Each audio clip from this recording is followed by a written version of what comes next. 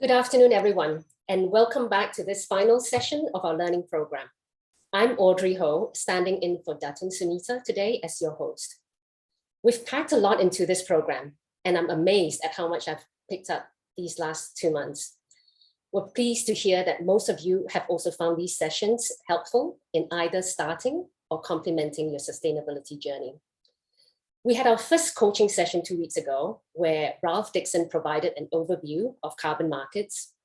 Then Harith James demoed how to use the toolkit and address your questions on baseline measurement. And finally, your facilitators from the previous weeks joined the panel to address the topics you had requested additional help with.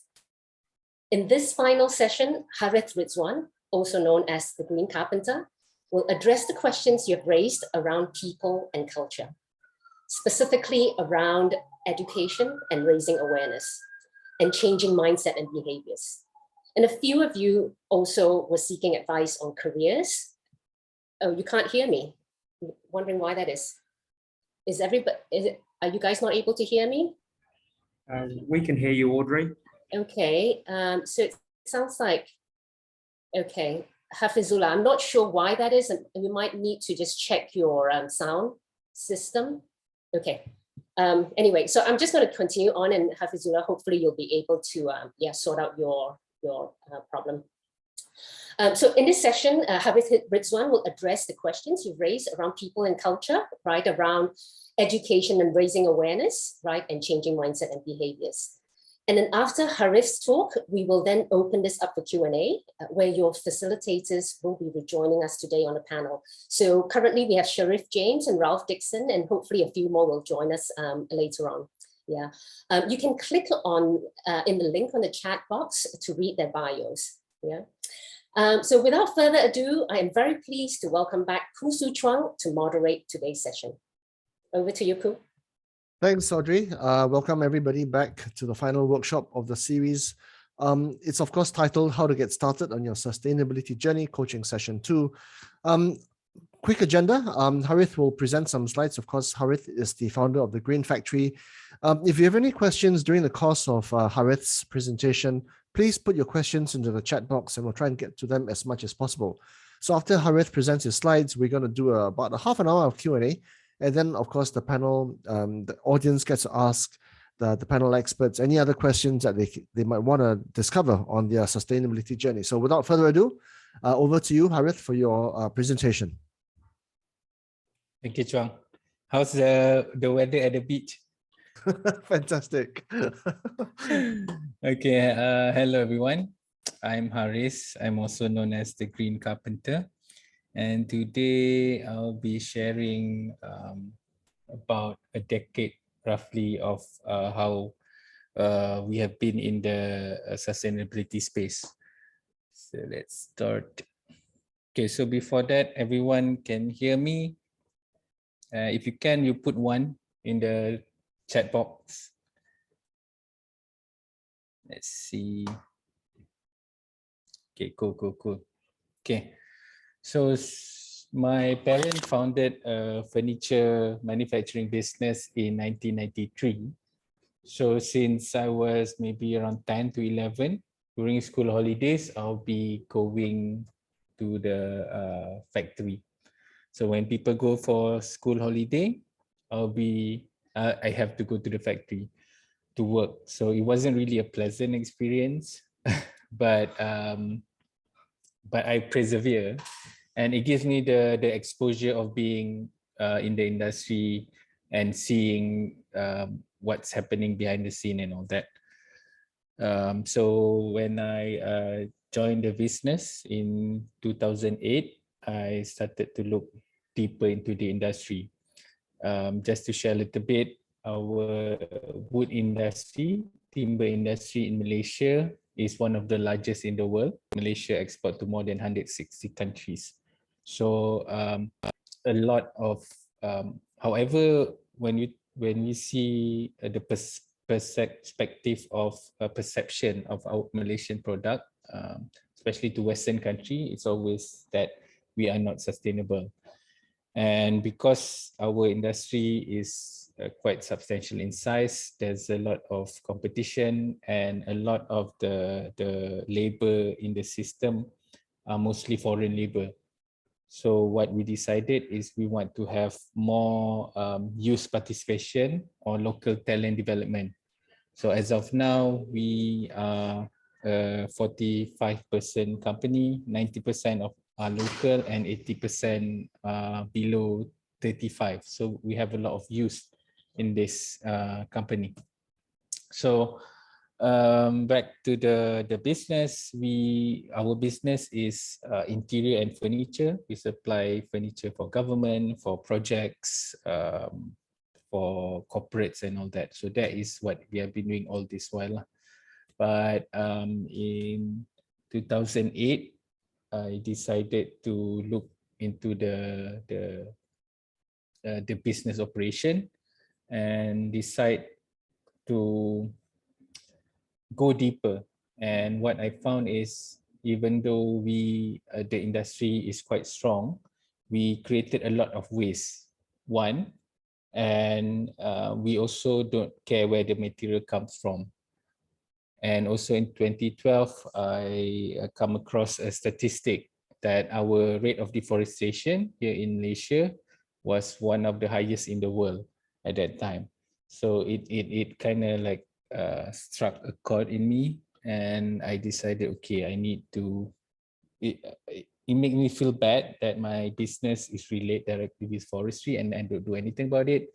So I wanted to change how we do things, and I come up with the motto, saving the world one piece at a time, where we want to make sure that all the things we do, no matter how small, can contribute to making the world better. So how we do it is we look at all the process that involve in the operation. We don't just look at the material, we look at the coating that we use, the glue that we use, the packaging, and all the other process, and try to make the process greener. Beside the processes, we also look at the stakeholder involvement. So the makers, the community, the media, and also the government, in terms of getting more buy-ins and appreciating sustainability practices. So in 2017, previously we were based in Sungai Buloh. 2017, we moved to a new factory in Ampang. And since then, we have created the factory to be more of a concept factory, where we try to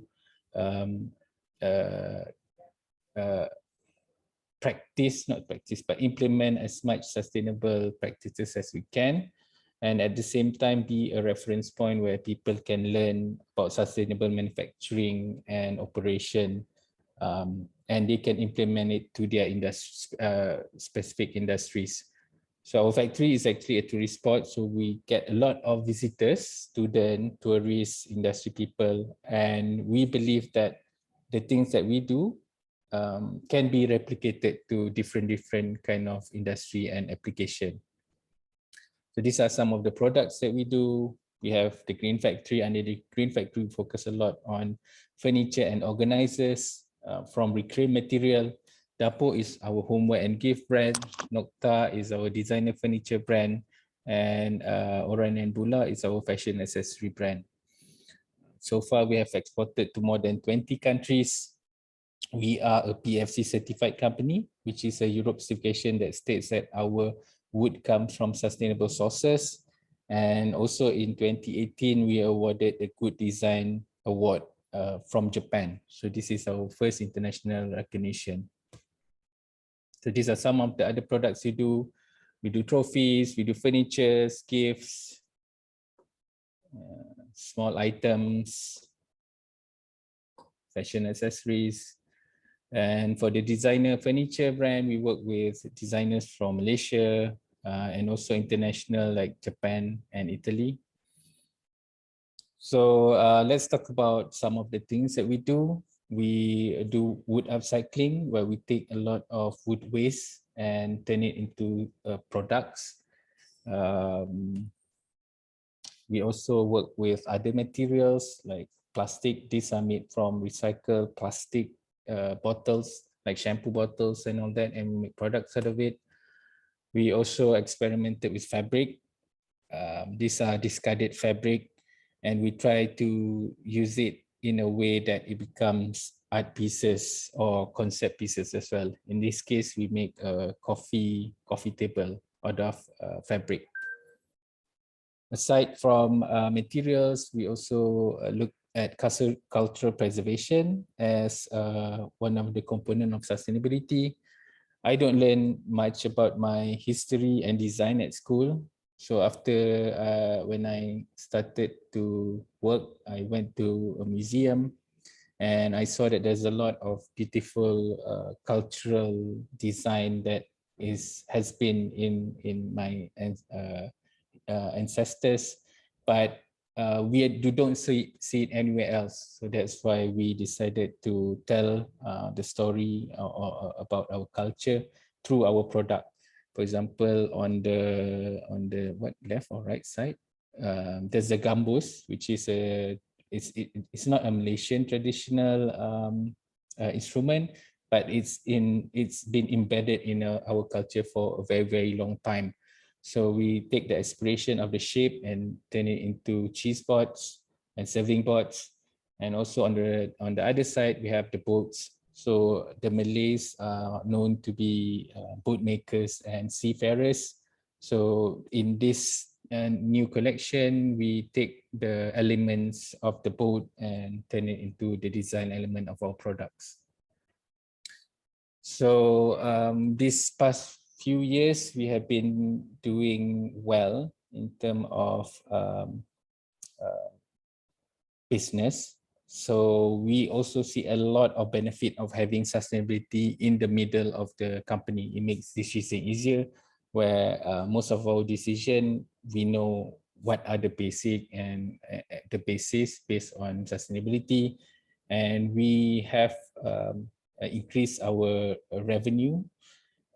We get good talents coming in, supply of talents, and also we reduce a lot of our costs. So that's why this I've been taking up the activism mental, where I work a lot with getting more businesses to adopt sustainability.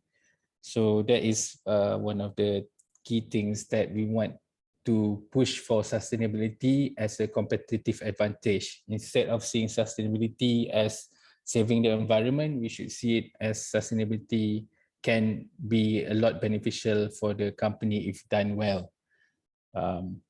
So I've worked a lot with medias and also companies in terms of consultation and also giving talks. Because what we do is quite unique. We are being mentioned in most media in Malaysia, radio, TV, online and offline. And these are all free publicity for us. We don't spend anything, but we get all this coverage, which helps with the business. We also do a lot of public events. This is pre-COVID, where we let people, we have an open day where people come, they see the processes, and we have kids activities, we have demos and all that. Of course, COVID, we don't let people coming in. We mostly right now cater to industry people. But since COVID, hopefully is slowing down now, so we are looking to open up more of our factory to public as well. We also see that education is a big part of what we do. So we set up our GREFA department, where we work a lot with of students and adults. We have apprentice program, we have specialist program, we have a workshop for adults and for kids. And I also founded the Green Design Malaysia community. So this is a Facebook community that we talk about green design and how the business of sustainability here in Malaysia. So I would also like to invite you guys to be part of the conversation, be part of the community, contribute and see how we can move Malaysia to a greener direction through design.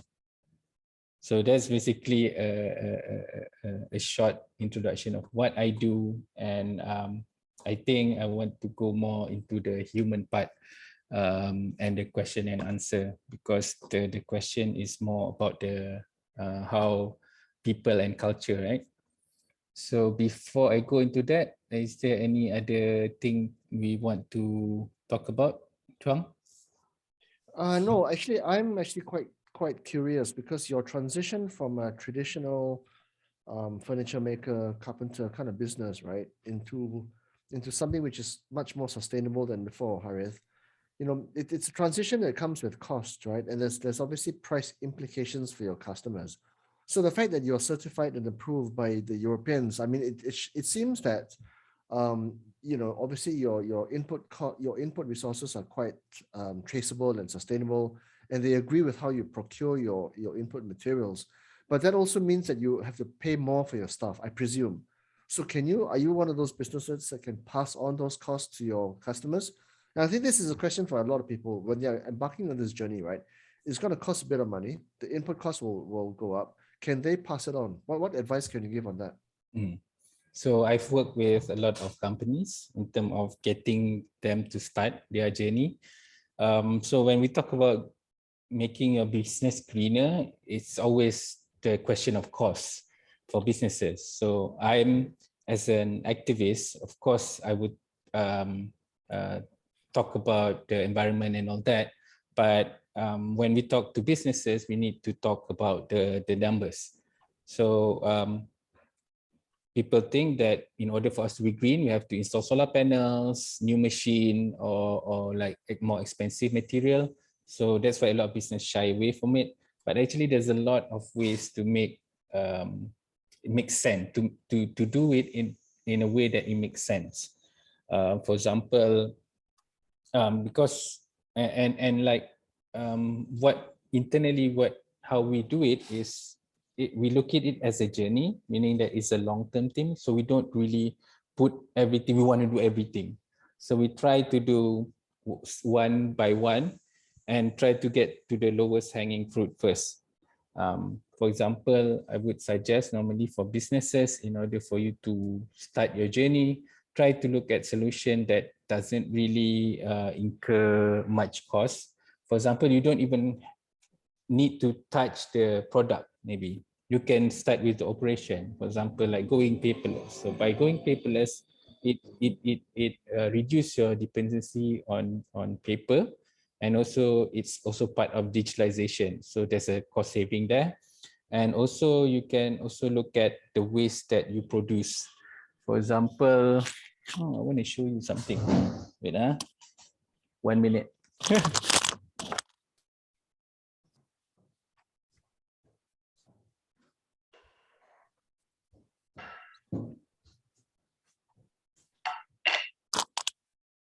Okay, so one of the things that we practice in the factory is zero waste manufacturing.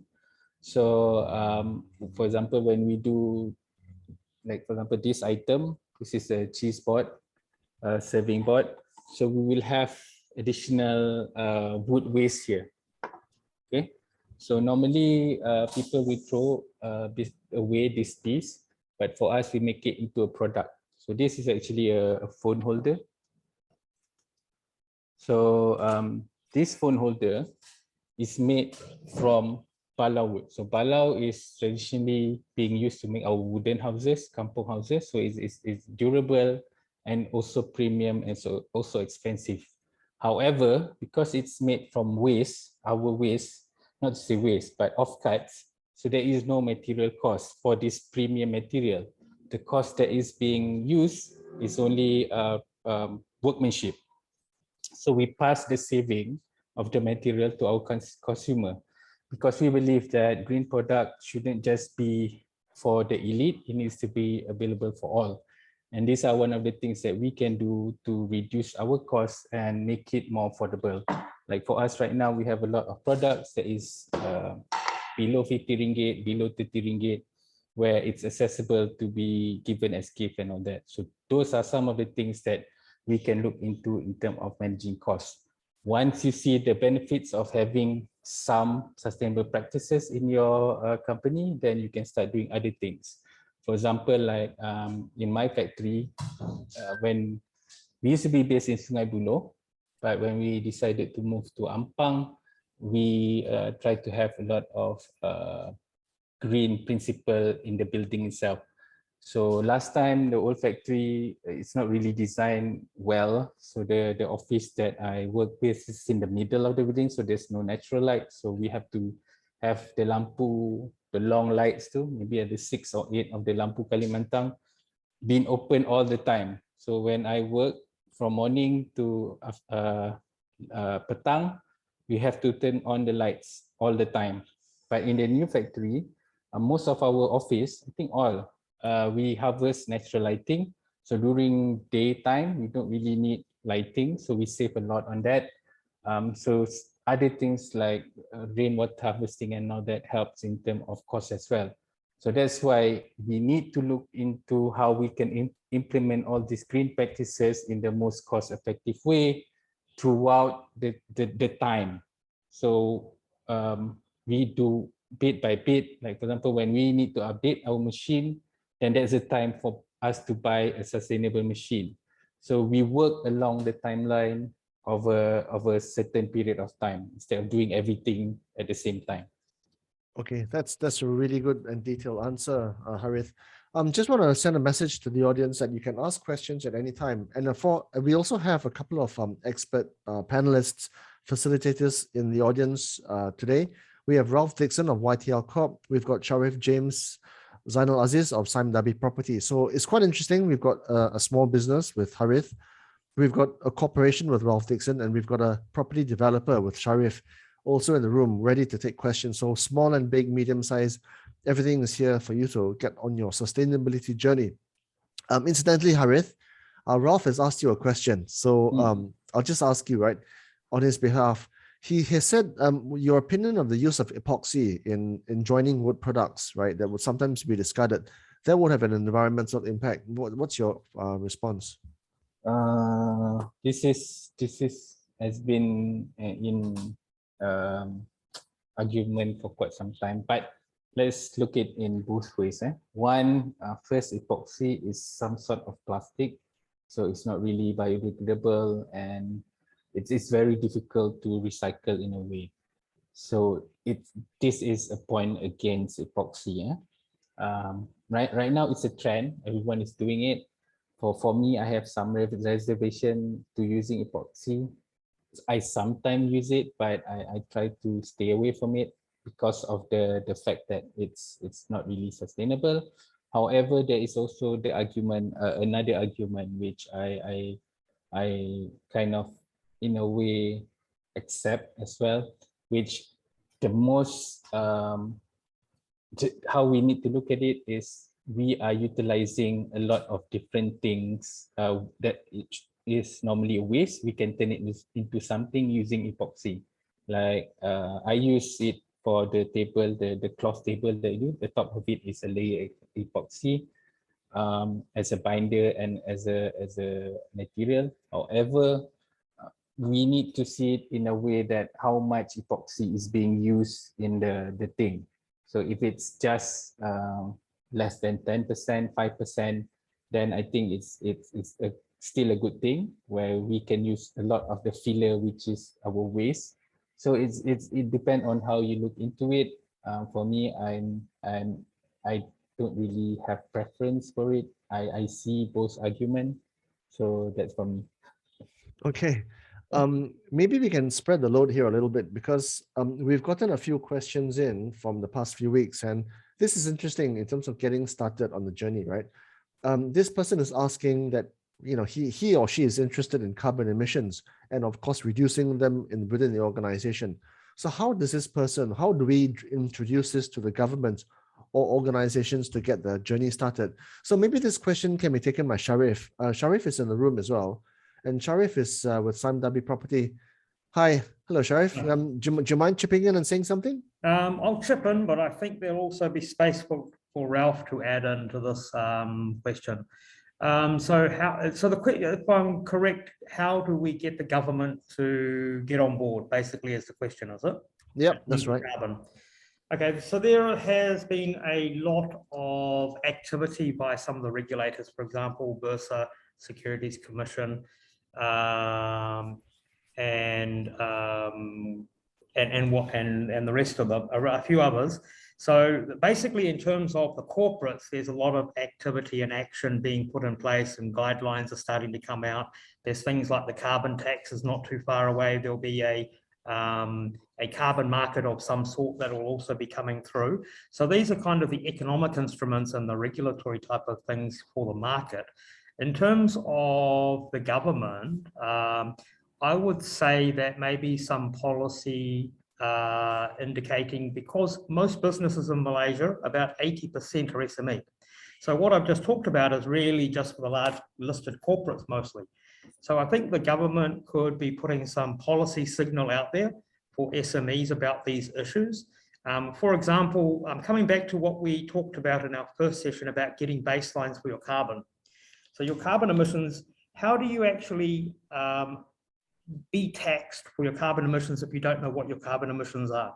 So maybe the government could be focusing on that framework to actually get a system in place where all companies can eventually start their carbon footprinting and get their carbon footprints and their baselines. And then when they're getting taxed or they want to go for carbon credits, they can actually have some evidence in place. Ralph, you want to add on to that one? Yeah, the YTL group is quite interesting because it's a conglomeration of some very large businesses and in many cases some very small businesses as well. Ralph, what can you say about this journey? Yeah, thanks, Sharif and Chuang. So we have a subsidiary called YTLSV Carbon. So we are involved through that in the industry working group with Bursa. And there are three things looming, which we can expect to materialize in the next, I'd say probably in the next 6 months. Firstly is the cap and trade system, so the organization of a voluntary carbon market in Malaysia. Secondly, alongside that would likely be a carbon tax, but they're probably likely to put something, a threshold of around, Singapore put a threshold of emitters above 25,000 tons a year of CO2 equivalent. So it's not going to be a broad sweeping carbon tax on absolutely everybody who emits. So the SMEs will likely be shielded at first, but no doubt they will be included later on. So if there's a threshold of 30,000 tons a year, that excludes quite a number of companies. And the third thing is that, you probably will be able to use carbon credits for a portion of that carbon tax obligation, or under the cap and trade, what they call emissions trading scheme, which is part of the voluntary carbon market. You'd probably be allowed to use carbon credits to achieve that. Just to note, if you're starting this journey, what you really need to do, there are a few tools in the market, and I think Sharif might have presented some of these previously. And there are online tools for software that helps you map your carbon. If you are mainly scope 1 and 2, obviously scope 2 is going to be easy because it's tenaga energy, bought in steam and heat. Those are relatively easy because you're buying from a third party, so you use the grid emission factor. If your scope 1 measurements and you're using a lot of diesel, coal, or other materials, then obviously it's a slightly more complex calculation, and you may need some assistance from a consultant out there. We do that as a matter of fact, but our main business is registration of carbon projects. And of course, if you're looking at scope 3, you will likely need to be involved with a carbon consultant of some sort who can help you map out your full emissions, scope 1, 2, and 3. Sharif, did you want to elaborate on the tools out there that I think you previously presented? What we presented was more suitable for SMEs who are interested to start footprinting their operational carbon, i.e. scope 1 and scope 2. That tool doesn't go into scope 3 because it's quite a complex thing. And then there's this other thing called Scope 4 or Scope X that I've heard other people speak about as well. And that's kind of something very new as well. Yeah, that's right. So currently under regulatory framework, Scope 1 and 2 are needed, but Scope 3, as you quite rightly point out, are optional at the moment, but they will be included going forwards. And as you mentioned, Scope 4, these are what we call avoided emissions. So if there was a new type of air conditioning system, you could register that as a Scope 4 avoided emission category. There's also, the concern about if you're an exporter, you will have to face voluntary carbon taxation measures now. But in future, there will be a carbon border adjustment mechanism, CBAM, which is going to be implemented in the EU from 2026.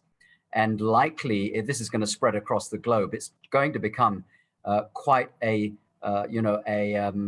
onerous type of tax on emissions trading when you come to exporting your products. So this is definitely going to be looming and part of the carbon landscape in the future. But we don't expect anything to really happen there until later on in this decade. So, but, as you quite rightly say, you need to start measuring and mapping and managing now, at least Scope 1 and 2, and then looking towards Scope 3 later on as part of your way to, strategize your carbon mitigation or your removal or avoidance credit purchases. Yeah, Ralph, what can you tell the audience in terms of how imminent that carbon tax might come? I know, we don't have definitives at this point in time, and you talk about CBAM looming in 2026. What about Malaysia's own carbon tax?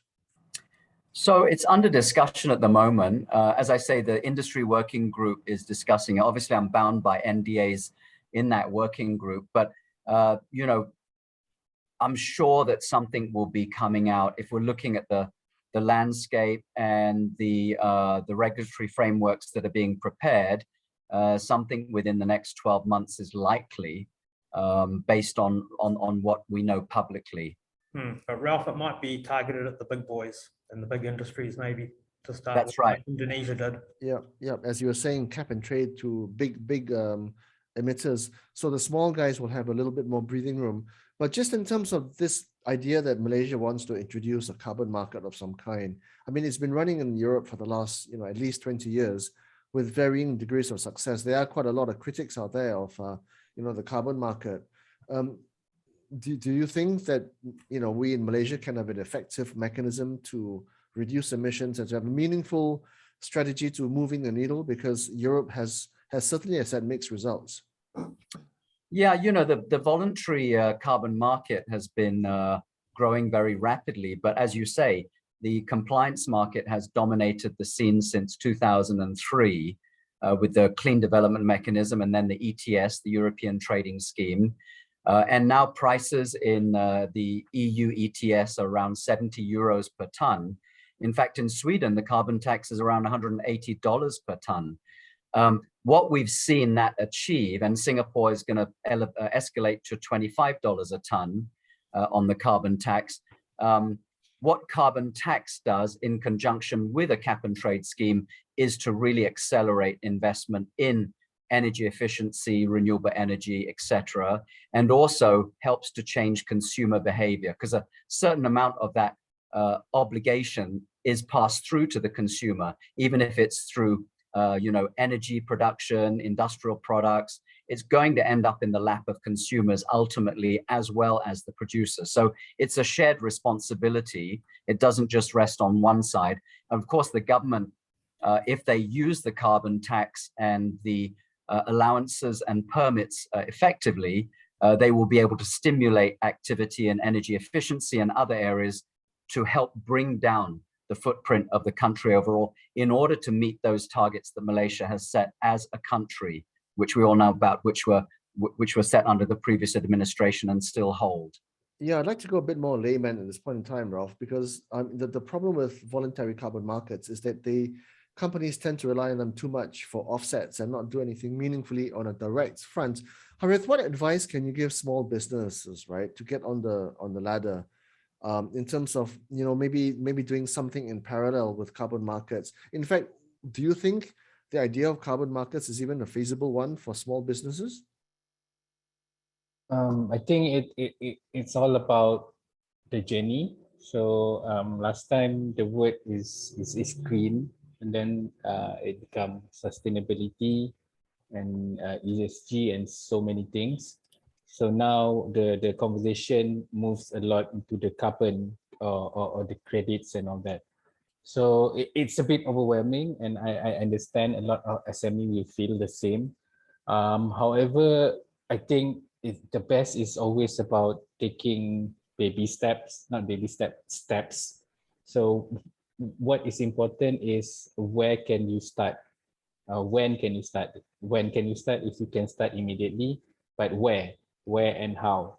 So I would refrain from talking about the carbon credits and all that if you are starting on your journey. However, if once you have gone through some of the process, you have gone through the data collection and all that, then you can shift it. So in terms of SME, if you are starting, you can be aware of what the carbon credits are and all that, but start with what you have and move towards it. As for a slightly bigger and medium, this is quite an important topic right now, because we also work a lot with corporates. We are lucky to work with brands like Rolls-Royce, Coca-Cola, Acer, and those kind of thing. And their requirements are moving towards that. For example, not to say the calculation, some of them do ask for calculation, but right now it's a bit difficult even for us because the data and method of calculating varies, but the questions are coming in. And also, for example, when we do a product and there's a logo of the product of the brand, right? So one of the company we work with, E.co, I think is under Axiata. So they bought like boxes for their staff, few hundred of those. And when it comes to the logo, there's two options. One is you can UV print. So this is color, so it's nice. The other one is laser engraving. So it's also nice, but it doesn't pop as well as the print, right? So the question was not which one is nicer. The question is which one incur less carbon emission. So if we do UV printing, we are outsourcing it to somewhere. So it's not our machine, but we have laser machines, so we can do internally if we want to do laser engraving. So the decision was made to using that laser engraving instead of which one looks nice.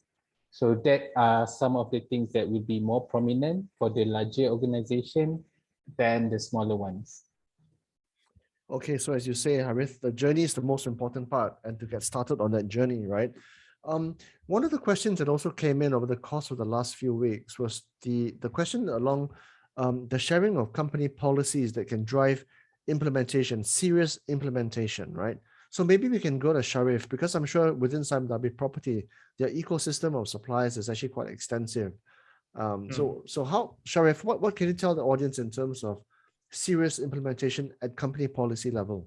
Okay, I'm going to try not to make it too complicated, but if you think about sustainability and the sustainability journey as an ecosystem, and it cuts across the business's value chain, we started out actually with measurement systems before we even came up with our own high-level integrated company policies on sustainability, etc. What's most important, though, is that the leadership in any organization, whether it be an organization of 5 people or 500 people, if the leadership are not in support, you can't really do very much or go very far. You could use the argument that you were going to pursue sustainability from an operational excellence perspective and you're going to reduce company costs. That's also a good way to go. So I think it's not the same for every single company. So we have our policies. We have various parts of our sustainability management system in place. We're still filling the gaps of some of those things. And that includes our journey towards going along the carbon reduction roadmap. So we're creating roadmaps for carbon reduction. I hope I hadn't digressed too much, and whether or not I've answered your question, Chuang. No, it's not at all. Just Yeah. in terms of how you guys have done it, because We have now in place our policies. We have our code of business practices and for our internal staff and also for all of our vendors. We have started more actively engaging our vendors, which is there's about 2,000 plus active vendors that work with us quite proactively for the last couple of years. And we were engaging them on sustainability. So the idea is that at the end of the day, probably in 3 or 4 years, we will be expecting our vendors to also be doing their carbon, their waste, their water footprint. They'll be looking at whether or not they have, what are they doing in terms of their social value chain? Are they got any risk management mechanisms and systems in place for environmental and social management? So if they don't, in 4 or 5 years, they might end up getting off the bus. They might end up getting off the bus. So we wouldn't take a very hard line right now, but it's more about engaging and encouraging them to also join the journey. Okay, that's very interesting. So in other words, you're off the Christmas list. you're Well, no longer we a don't know supplier. yet. We don't know yet. I mean, Yeah. but we would have to convince the senior leadership in the organisation that it was absolutely necessary for us to do this, because it might put at jeopardy, for example, our carbon reduction targets. Because at the end of the day, a lot of our carbon is embodied carbon from our value chain and our vendors. Yeah. Okay. I've got a question that is at least a lateral reference to the YTL group, Ralph, because there's a question that's come in from the audience at some point in the last few weeks asking, because this person is from a financial institution, and the question is how to assist customers in their journey to be part of or contribute to sustainability initiatives, right? So I know YTL Group has just won a digital bank license in a far point of your universe of businesses. I think that comes under YTL Power, right? But I think in principle, how do you get your customers to be part of the journey as well, Ralph? Yeah, so anything in terms of anti-bribery, corruption, that's we force our suppliers and our third-party contractors, etc., to pledge to abstain from any bribery, corruption, data protection, all those aspects. Employment of fair employment practices, DEI, diversity, equity, inclusion. So that's from the upstream side.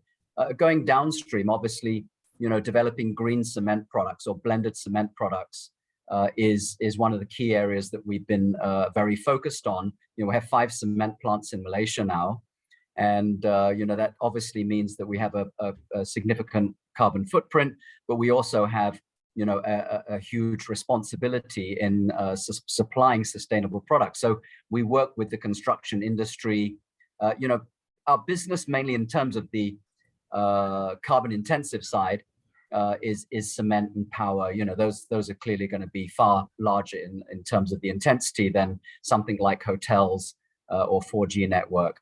And we work actively with the customers on developing new products with using blast furnace slag, copper slag, fly ash in blended products, and we make sure that the performance is equal, if not better, and obviously match the pricing points as well. So that's been a key area, and it takes years and years to develop these products, sustainable concrete and cement blended products. And it really is a long journey.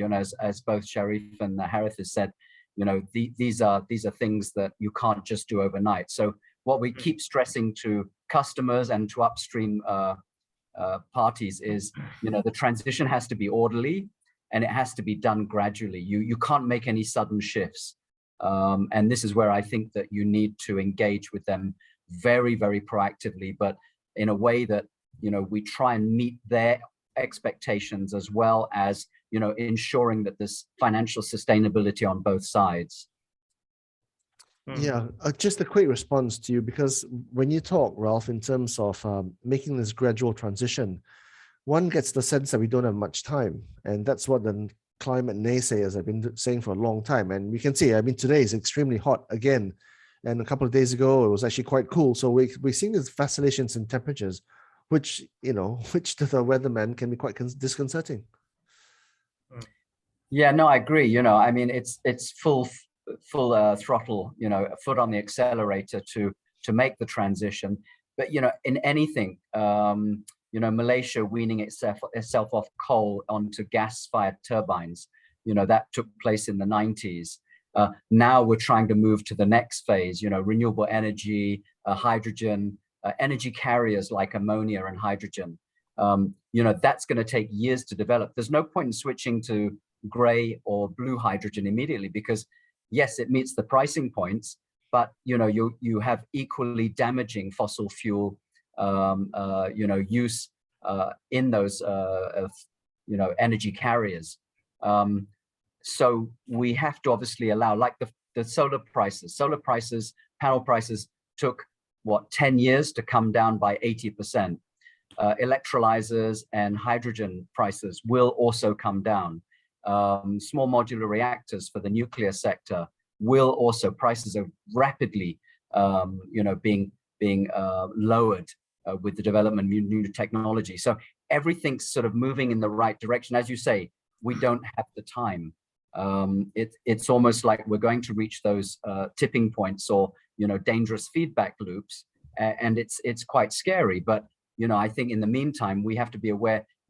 The situation that Ukraine has caused in terms of the gas supply. You can't just cut off gas. Look what it's done to the oil prices. Again, $120 today. Gas prices have tripled, quadrupled. There are dangerous consequences when you try to make a rapid transition. So yeah, I agree with you, foot on the accelerator, and we've got to be doing as much as we can, but we've got to make sure that it's done in a balanced way. Yeah, Ralph, I hope you don't mind. I'm going to ask of you one more question, because it seems as if the YTL group is by far the largest in terms of employee and workforce, because there's this question about ESG and about how, people in the climate camp have been spending a lot of time on the E, but much less so on the S and the G, right? So I think this question relates to the ROIs on the social elements of ESG. And I think, of the YTL group, you've got 5 listed businesses, a myriad number of industries within your umbrella. What can you tell us about ROIs on the social side of ESG? So, it really depends how you look at it. We should have progressed as a society from pure philanthropy, to and CSR, into a integrated strategy on society, community, and I think what the pandemic did for us in this regard was really to accelerate that process for us. We were able, because of the work from home and learn from home, then our Frog platform and YTL Foundation really came into their own with all the initiatives they implemented, the study from home initiatives, and I think even BFM had some of our people on a session with you to talk about that, and Dat and Kathleen has been doing amazing work in YTL Foundation in that regard. So I think the pandemic has actually given that whole initiative a boost and really moved it into a different level. And I think, it's going to be challenging. There are so many different boxes to tick on society, workplace, diversity, inclusion, equity, that we really have to be doing everything we can and ensure that the policies are in place. But by no means is anybody perfect in this space. I think it's just trying to make sure that we do include marginalized people. We do include people with disabilities. We do make sure that inclusion and lack of discrimination and stigma is completely eliminated. And I think that then progresses us to the next stage of the journey. But I think we're still early on as a society. We're still quite early on in that process. Okay, thanks, Rolf. We've got about 5 minutes left. And there's a question that's coming from Shanti Farida Saleh, which I think is appropriate for both Sharif and for Harith to answer. So the question is, what are the most critical aspects of sustaining a green business? So maybe we can ask Sharif first, and then to end with Harith, who's probably the most relevant at an SME front. Sharif? I'm just absorbing the question for a couple of seconds. The most critical aspects of sustaining a green business. Okay. In terms of green versus social, I would say we focus more on green sustainability at first rather than social sustainability. What are the most crucial aspects would be probably recognizing who your stakeholders are, because I think at the end of the day, the social side of it is actually as important, if not more important, because whatever happens in terms of environmental impacts is going to impact social or the society at large and your stakeholders. I'm going to leave it at that because I want to leave some time for Harith to actually put his spin on this one. And also just to highlight something, I've got a suggestion about how to reduce your carbon without having to go to carbon tax and voluntary carbon market credits, etc.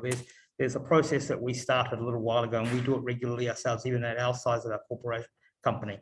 Over to you, Harith. Thank you.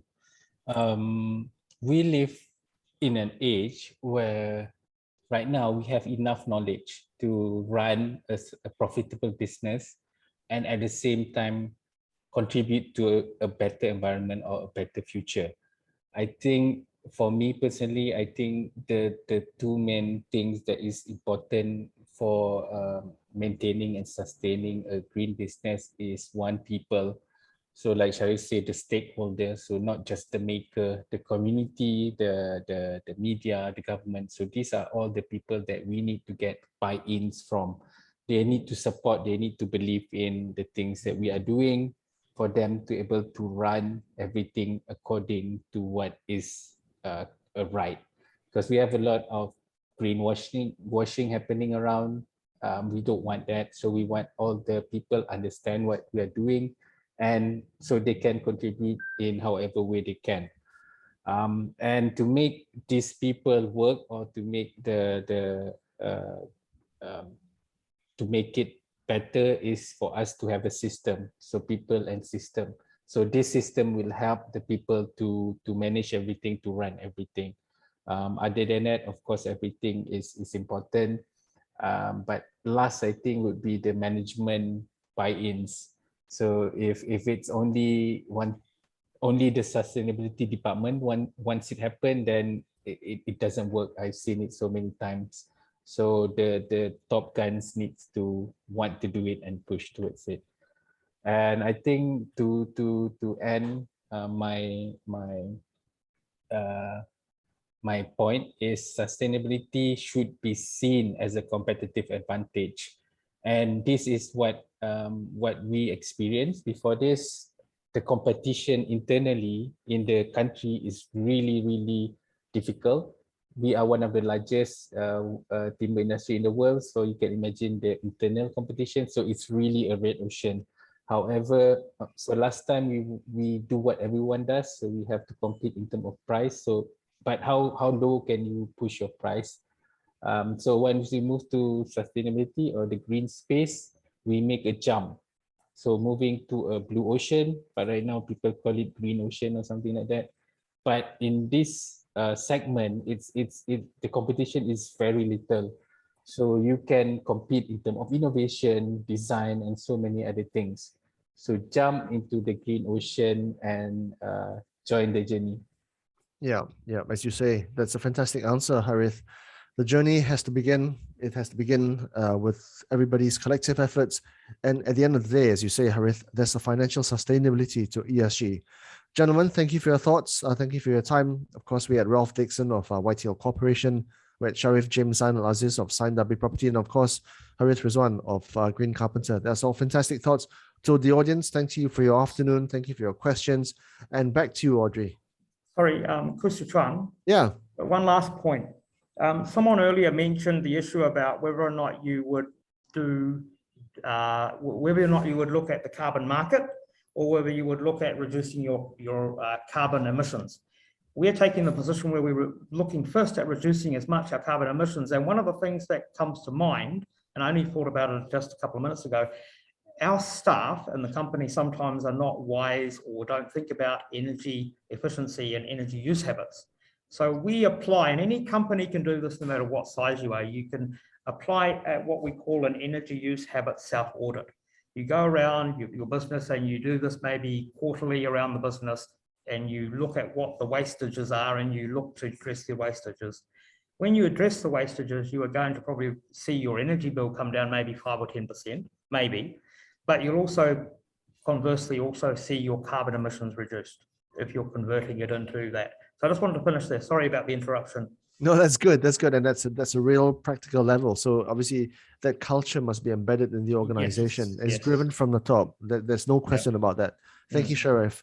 Right. Okay. Thank you, gentlemen. Once again, Harith and Ralph and Sharif. Back to you, Audrey. Yeah, thank you. Thank you, guys. Thank you so much, Chuang, for very deftly steering us through a very diverse set of topics today and over the course of this entire program. So fabulous moderation, as always. And thank you so very much, Harith, Sharif, Ralph, and for the other facilitators who can join us today, Raziv, Zaini, BK, Davis, for giving so much of your time in helping us structure this program and elevating our knowledge and equipping us with the tools and resources to get us started on our sustainability journey. So we have come to the end of this learning series, but the recordings from the entire learning program will be available on our YouTube channel, and you can access them at any time. I will echo Sunita's words in encouraging you to share the link with your colleagues, your business partners, family, and friends, so you can all learn together and share your experiences as you embark on your sustainability journey. So for those of you who have requested a certificate of participation, we will be sending you the PDF certificate within the next 2 weeks. If you have not yet requested your certificate, you can click on the link in the chat box to submit your request. So thank you everyone for staying with us through the end of this program. We look forward to hearing your progress. So do share your updates from time to time on the group forum, and do feel free to pose questions if you require further guidance along the way. We're looking at possibly running a follow-up learning series next year, how to take sustainability to the next level. And we will be guided by your inputs in the group forum as we plan this next program. In the meantime, I wish you all much success with making sustainability work for you, whether it's to drive greater savings or to realize new business opportunities. Good luck and goodbye.